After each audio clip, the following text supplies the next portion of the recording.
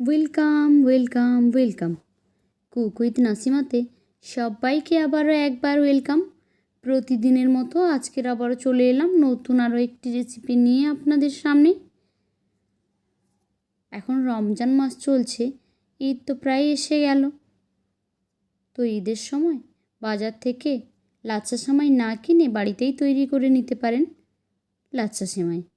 আজকে দেখাবো হাতে বানানো লাচ্ছা সেমাইয়ের রেসিপি। তাহলে চলুন রেসিপিটি একবার দেখে নিন। প্রথমেই একটি মিক্সিং বোল নিয়েছি। মিক্সিং বোলের মধ্যে দিয়ে দিচ্ছি আমি 1 কাপ ময়দা। এখানে কিন্তু অবশ্যই ময়দা নিতে হবে, আটা নিলে কিন্তু হবে না। এই ময়দার মধ্যে দিয়ে দিচ্ছি 1 চামচ চিনি। এখন একটা চামচ দিয়ে এগুলোকে মিক্স করে নিচ্ছি। তারপর অল্প অল্প করে জল দিয়ে একটা ডো বানিয়ে নেব। একসঙ্গে জলটা দিলে পাতলা হয়ে যেতে পারে খুব বেশি, সেই জন্য অল্প জল দিয়ে দিয়ে ডোটা তৈরি করে নেব। প্রথমে চামচ দিয়ে একটু নেড়ে নিলাম, তারপর এটাকে আমি হাত দিয়ে কিছুক্ষণ ময়ান দিয়ে নেব। 2 মিনিট মতো ভালোভাবে হাত দিয়ে ময়ান দিয়ে নিলাম। এবারে এটাকে ঢেকে 10 মিনিটের জন্য রেস্টে দিয়ে দেব। এর মধ্যে যে চিনির দানাগুলো রয়েছে সেগুলো কিন্তু 10 মিনিটের মধ্যেই মেল্ট হয়ে যাবে, আটার সঙ্গে মিক্স হয়ে যাবে। তো ফিরে এলাম 10 মিনিট পর। ডোটা কিন্তু অনেকটাই সফট হয়ে গেছে। এখন এখান থেকে যতগুলো লাচ্ছা সেমাই বানাবো সেইভাবে ডোটাকে ভাগ করে নেব। আমি এখানে 3টে ভাগে ভাগ করে নিচ্ছি। তারপর এগুলোকে সুন্দর করে গোল করে নিচ্ছি। এভাবে হাত দিয়ে চেপে চেপে গোল করে নিচ্ছি।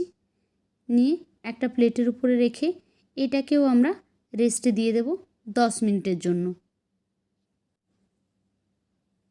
সবগুলো বল বানানো হয়ে গেলে এখন আমি এখানে ঢেকে দিচ্ছি। ফিরে আসছি 10 মিনিট পরে। 10 মিনিট পরে ফিরে এলাম। ময়দাটা কিন্তু খুবই নরম হয়ে গেছে। এখন এভাবে মাঝখান থেকে একটা করে হাত দিয়ে ফাঁকা করে দিলাম, যাতে করে লাচ্ছাটা বানাতে ইজি হয়।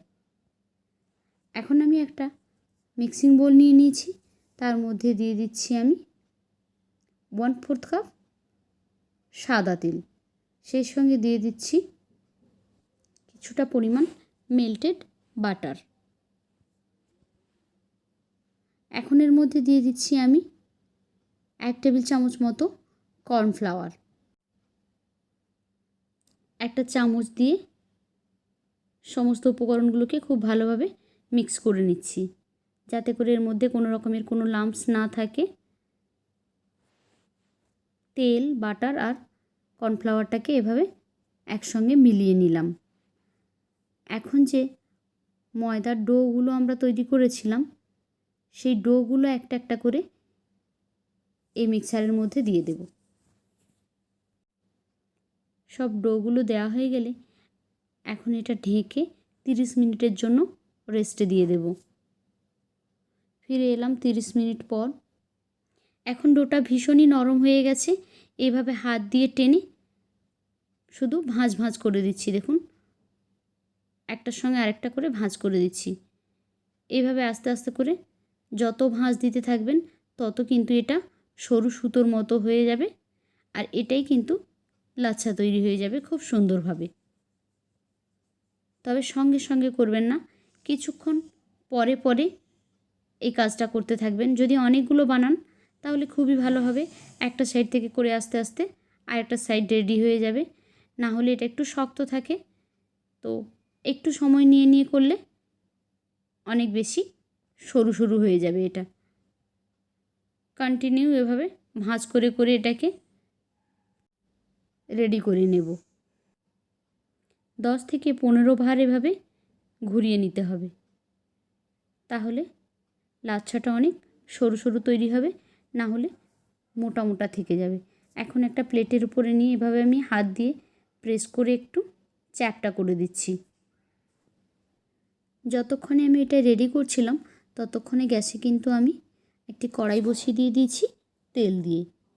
তেলটা গরম হয়ে গেলে যে লাচ্ছাটা আমরা রেডি করলাম প্লেটের উপরে, সেটাকে এর উপরে দিয়ে দিচ্ছি।